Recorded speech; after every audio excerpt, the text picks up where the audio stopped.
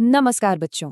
केंद्रीय विद्यालय मासिमपुर के सभी प्यारे छात्रों का आज के इस खास सत्र में बहुत बहुत स्वागत है। आज ना हम एक बहुत ही मजेदार और रोचक कहानी पर बात करने वाले हैं। इस बेहतरीन प्रस्तुति की निर्माता है रश्मि विश्वास जी, और आज हम मशहूर लेखक स्वयं प्रकाश जी की लिखी एक बेहद प्यारी सी कहानी समझेंगे, जिसका नाम है नहीं होना बीमार। वैसे सच बताऊं, ये सिर्फ एक कहानी नहीं है, बल्कि बचपन की एक ऐसी शरारत है जिससे हम सब कभी ना कभी तो जरूर गुजरे होंगे। तो चलिए इस मजेदार सफर को मिलकर शुरू करते हैं। तो आज के हमारे सफर के कुछ अहम पड़ाव होंगे।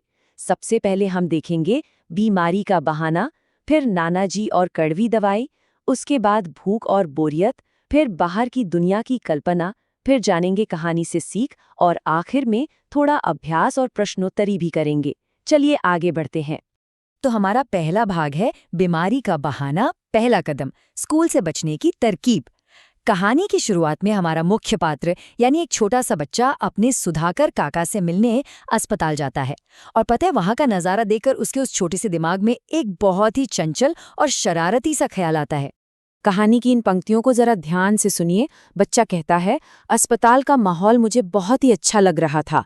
बड़ी बड़ी खिड़कियों के पास हरे हरे पेड़ झूम रहे थे। न ट्रैफिक का शोरगुल, न धूल, न मच्छर मक्खी, सिर्फ लोगों के धीरे धीरे बातचीत करने की धीमी धीमी गुनगुन, बाकी एकदम शांति। वाह, कितनी खूबसूरती से बताया गया है ना। इसे सुनते ही ऐसा लगता है मानो अस्पताल का वो शांत साफ सुथरा कमरा हमारी आंखों के सामने ही आ गया हो। बच्चे को ये शांति इतनी अच्छी लगी कि उसे लगा बीमार होना तो बड़े मजे की बात है। अच्छा, आगे बढ़ने से पहले एक जरूरी शब्द का मतलब समझ लेते हैं। शब्द है वार्ड। अस्पताल में जहां बहुत सारे मरीजों के बिस्तर एक साथ लगे होते हैं ना, उसे वार्ड कहते हैं। शब्दकोश के हिसाब से इसका अर्थ है किसी विशिष्ट कार्य के लिए घेरकर बनाया हुआ स्थान। और इसी साफ सुथरे वार्ड को देखकर ही तो उस बच्चे के मन में बीमार पड़ने की वो शरारती इच्छा जागी थी। फिर कुछ दिनों बाद क्या हुआ, जब उसका होमवर्क यानी गृह कार्य पूरा नहीं हुआ था तो उसे स्कूल जाने से डर लगने लगा। मन में विचार आया, मैंने सोचा बीमार पड़ने के लिए आज का दिन बिल्कुल ठीक रहेगा, चलो बीमार पड़ जाते हैं। अब आप खुद ही सोचिए, कैसे होमवर्क की सजा से बचने के लिए उसने अस्पताल की उस आरामदायक छवि को याद किया और रजाई ओढ़कर बीमार होने का नाटक शुरू कर दिया। यहाँ बच्चे की सोच के दो अलग अलग पहलू साफ दिखाई देते हैं। एक तरफ तो उसकी उम्मीद है, उसे लगा था कि बीमार होने पर तो भई ठाठ से साफ सुथरे बिस्तर पर लेटने को मिलेगा, खाने के लिए स्वादिष्ट साबूदाने की खीर मिलेगी। लेकिन दूसरी तरफ उसे वास्तविकता का डर भी था कि अगर वो स्कूल गया तो अधूरे होमवर्क के लिए सजा तो पक्की है। बस इसी सोच विचार ने उसे झूठ बोलने पर मजबूर कर दिया। अब आते हैं भाग 2 पर, नाना जी और कड़वी दवाई, झूठ का कड़वा परिणाम। जब नानी जी बच्चे को उठाने आई तो उसने बड़ी ही मासूमियत से अपने बीमार होने की बात कह दी, लेकिन इसके बाद जो हुआ वो उस बच्चे ने सपने में भी नहीं सोचा था। चलिए इस बातचीत को थोड़ा महसूस करते हैं। नाना जी एकदम से कमरे में आते हैं और अपनी उसी कड़क लेकिन फिक्रमंद आवाज में पूछते हैं, क्या हो गया, क्या हो गया? और बच्चा बच्चा रजाई के अंदर से मुंह निकालकर बहुत ही दयनीय सी और रोनी सी आवाज बनाकर कहता है, मेरे सिर में दर्द हो रहा है, पेट भी दुख रहा है और मुझे बुखार भी है।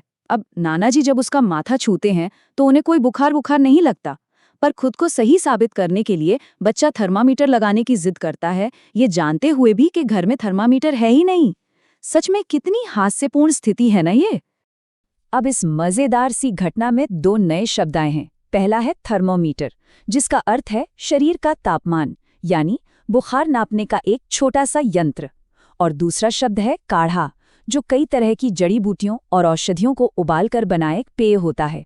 बच्चे की चालाकी उसी पर भारी पड़ गई, क्योंकि नाना जी ने उसे साबूदाने की खीर नहीं दी, बल्कि एक कड़वी सी पुड़िया और बिल्कुल काढ़े जैसी स्वाद वाली चाय पीने को पकड़ा दी। अब यहाँ एक पल के लिए रुकते हैं और जरा गहराई से सोचते हैं। सोचिए, अगर बीमारी का नाटक करने के बजाय उस बच्चे ने नाना जी और नानी जी को सच बता दिया होता कि उसने होमवर्क नहीं किया है, तो क्या होता? क्या उसे कड़वी दवाई खानी पड़ती? बिल्कुल नहीं। हाँ, शायद थोड़ी डांट जरूर पड़ जाती, लेकिन कम से कम पूरा दिन झूठ के बोझ तले तो नहीं दबना पड़ता। सच बोलने का रास्ता ना हमेशा ज्यादा आसान होता है। चलिए अब भाग 3 की ओर बढ़ते हैं, भूख और बोरियत, झूठी बीमारी की असली सजा। कड़वी दवाई खाने के बाद नाना जी ने एक और फरमान सुना दिया कि आज इसे कुछ खाने को मत देना, आराम करने दो। और बस यहीं से शुरू हो गई बच्चे की असली और भयानक सजा। सोचिए, सुबह जो बच्चा स्कूल न जाने की खुशी से उछल रहा था, वो अब बिस्तर पर लेटे लेटे भयानक बोरियत का शिकार हो गया था। उसे बहुत तेज भूख लगने लगी थी। जब घर में खाना बनने लगा तो उसकी खुशबू से उसे दूसरों से चिढ़ होने लगी, ईर्ष्या होने लगी, और आखिर में उसे अपने ही इस नाटक पर बहुत गहरा पछतावा होने लगा। ये बदलती हुई भावनाएं उस एक झूठे बहाने का ही तो नतीजा थी। कहते हैं ना कि भूख इंसान से क्या क्या नहीं करवाती। जरा इन पंक्तियों को सुनिए। बच्चे को लेटे लेटे नींद तो आ नहीं रही थी और आंख बंद करते ही उसे बस खाने की चीजें ही नजर आ रही थी। गर्मा-गर्म खस्ता कचौड़ी, मावे की बर्फी, बेसन की चिक्की, गोलगप्पे और सबसे ऊपर साबूदाने की खीर। उफ, ये सब सुनकर तो किसी के भी मुंह में पानी आ जाए। लेकिन नाना जी के आदेश के कारण उसे पूरा दिन भूखा ही रहना था। अब आते हैं भाग 4 पर। बाहर की दुनिया की कल्पना, गली की चहल पहल देखने की तीव्र इच्छा। दिन भर एक ही कमरे में बंद रहने से जब बच्चा पूरी तरह ऊब गया तो उसका मन बाहर की दुनिया देखने के लिए मचलने लगा। कमरे की उस भयानक शांति से बचने के लिए उसका मन बाहर की तरफ भाग रहा था। वो सोचता है, मुझे बड़ी तेज इच्छा हुई कि इसी समय बाहर निकलकर दिन की रोशनी में अपनी गली की चहल पहल देखूं। देखा जाए कि चंदू भाई ड्राई क्लीनर क्या कर रहे हैं, तेजराम की दुकान पर कितने ग्राहक बैठे हैं। ये बातें ना एक बच्चे के चंचल मन को बहुत अच्छे से दिखाती हैं, जिसे एक जगह टिककर बैठना बिल्कुल भी पसंद नहीं होता। अब यहाँ हम एक बहुत ही मजेदार और रचनात्मक काम कर सकते हैं।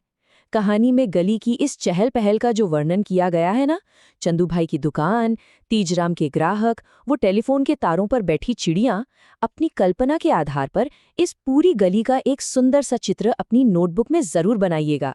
इससे आपकी रचनात्मकता और निखरेगी। और अब आता है कहानी का सबसे मजेदार हिस्सा। भूख से तड़पते हुए बच्चे से जब बिल्कुल रहा नहीं गया तो वो दबे पांव दरवाजे तक गया। वहां उसने देखा कि घर के बाकी सब लोग स्वादिष्ट दाल चावल खा रहे हैं। लेकिन उसकी ईर्ष्या तब अपने चरम पर पहुंच गई जब उसने मुन्नू को मजे से आम खाते हुए देखा। वो मन ही मन कुड़ते हुए कहता है, पूरी गुठली मुंह में ठूंसे जैसे आम कभी देखे ना हो, भुक्कड़ कहीं का। ये बच्चों वाली ईर्ष्या का एक बहुत ही सजीव और प्यारा चित्रण है। हमारा अगला भाग है भाग 5, कहानी से सीख। बच्चे को हुआ अपनी गलती का एहसास। भूख, ईर्ष्या और बोरियत के इस लंबे से दिन ने उस बच्चे की सोच को पूरी तरह से बदल कर रख दिया था।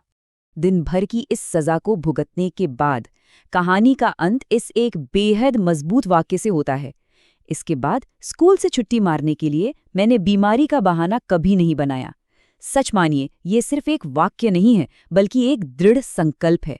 उससे ये बात अच्छे से समझ आ गई थी कि झूठ का रास्ता हमेशा परेशानियों से भरा होता है। इन दोनों परिस्थितियों की तुलना ही असल में इस कहानी का मूल सार है। उसे ये अच्छी तरह समझ आ गया था कि स्कूल में होमवर्क न करने पर मिलने वाली डांट या सजा इस झूठी बीमारी की सजा से कहीं ज्यादा बेहतर थी। अरे भाई, कम से कम स्कूल में कड़वी दवाई तो नहीं खानी पड़ती, नहीं दिन भर भूखा रहना पड़ता, और तो और दोस्तों के साथ ठेले पर अमरूद भी तो खाने को मिलते। मतलब वास्तविकता का सामना करना उससे भागने से कहीं अधिक सरल है। अब हम अपने आखिरी भाग यानी भाग 6 पर आ गए हैं, अभ्यास और प्रश्नोत्तरी। आइए देखें हमने क्या सीखा। चलिए अब थोड़ा मूल्यांकन करते हैं ताकि ये जाना जा सके कि इस कहानी को कितनी गहराई से समझा गया है। तो पहला प्रश्न ये है, याद कीजिए कहानी का पहला भाग और बताइए बच्चे के विद्यालय न जाने का मुख्य कारण क्या था। आपके विकल्प हैं: क, उसका विद्यालय जाने का मन नहीं था, ख, उसका साबूदाने की खीर खाने का मन था, ग, उसने गृह कार्य नहीं किया था, या घ, उसे बुखार हो गया था। सोचिए सोचिए। बिल्कुल सही, मुख्य कारण यही था कि उसने अपना होमवर्क यानी गृह कार्य पूरा नहीं किया था और सजा के डर से ही उसमें ये सारा बहाना रचा था। चलिए अब आते हैं दूसरे और सबसे महत्वपूर्ण प्रश्न पर। कहानी के अंत में बच्चे ने ये निर्णय क्यों लिया कि वो फिर कभी बीमारी का बहाना नहीं बनाएगा। विकल्प है: क, विद्यालय जाना अधिक रोचक है, ख, साबूदाने की खीर नहीं मिलती, ग, झूठ का डर बना रहता है, या घ, उसे दिन भर अकेले और भूखे रहना पड़ा। सोचिए, जी हाँ, बिल्कुल सही जवाब। इस झूठे बहाने के कारण उसे दिन भर अकेले और भूखे रहकर जो मानसिक और शारीरिक कष्ट सहना पड़ा ना, उसी ने उसे ये बड़ा निर्णय लेने पर मजबूर कर दिया। आज की हमारी ये ज्ञानवर्धक और मजेदार यात्रा इसी विचार के साथ समाप्त होती है। पर जाने से पहले इस प्रश्न पर गहराई से विचार जरूर कीजिएगा। क्या सच बोलना एक दिन की कड़वी दवाई से बेहतर नहीं है? देखिए, जीवन में बहाने बनाना कुछ पल के लिए बड़ा आसान लग सकता है, लेकिन सच का सामना करना हमें हमेशा बड़ी परेशानियों से बचाता है। मुझे पूरी उम्मीद है कि केंद्रीय विद्यालय मसीमपुर के सभी प्यारे छात्रों ने इस कहानी से एक बहुत ही सकारात्मक और मूल्यवान सीख ली होगी। ऐसे ही सीखते रहें, मुस्कुराते रहें और जीवन में हमेशा सच का साथ दें। धन्यवाद।